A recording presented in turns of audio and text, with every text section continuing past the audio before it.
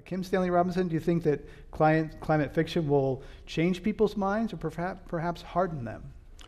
Well, that's a really serious question about reader response. It's so hard to tell, and it's really hard to generalize because everybody takes these things differently. And there is confirmation bias, as we were discussing, that you tend to take in the information that reinforces your already existing philosophies, where it's just the way that we are. So you read a fiction that in which the climate has changed in the future, you might find it reassuring. You say, well, I'll be dead before that happens, so that's their problem, not my problem. On the other hand, you could take it as a warning. You could think, well, I want a decent life for my grandchildren, and I rate my grandchildren's lives as importantly as my own, as a philosophical or moral position. So at that point, imagining what it would be like can be vivid.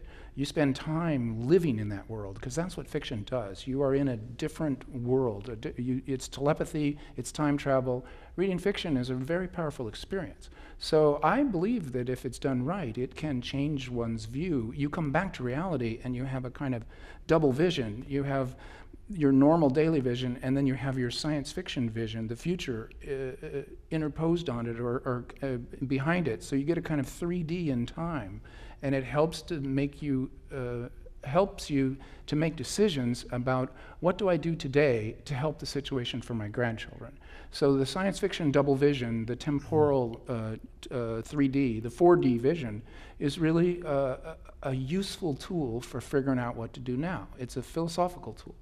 And we'll get to some of those questions, what do we do now, later in this program. But Jason Marks, your thought on whether climate fiction sort of reinforces existing views or if it can open minds? I mean, I would be cautiously optimistic. I'm going to generalize here. I would be cautiously optimistic that it can change minds, because I think it's a little bit of, I guess what you could call asymmetrical warfare, right? Because, okay, all the kind of policy magazines and then the journals and the think tanks and the daily newspapers, those all have these pretty obvious signifiers, kind of where is it coming from. So someone is going to say, oh, that's coming from the New York Times, that's sort of maybe left of center. It's going to be maybe some people's stereotype. Oh, that's coming from Fox News. Okay, that's going to be rightist. And they've got all these signifiers.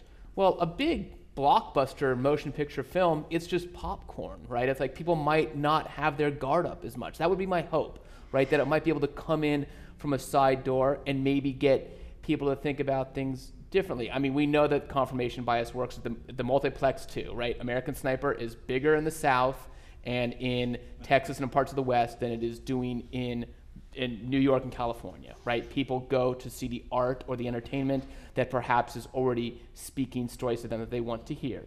But I do have a hope that something like Stan's work, or perhaps even a Barbara Kingsolver. Barbara Kingsolver's kind of, again, got her own signifiers, but maybe it could come in sort of at a 45-degree angle. It comes from your peripheral vision. You don't have your intellectual guard up, and who knows? It might not move a denier to being James Hansen, but it might take someone who's maybe a little bit skeptical, say, about the science of anthropogenic global warming and climate change, and get them to maybe think about things a little differently.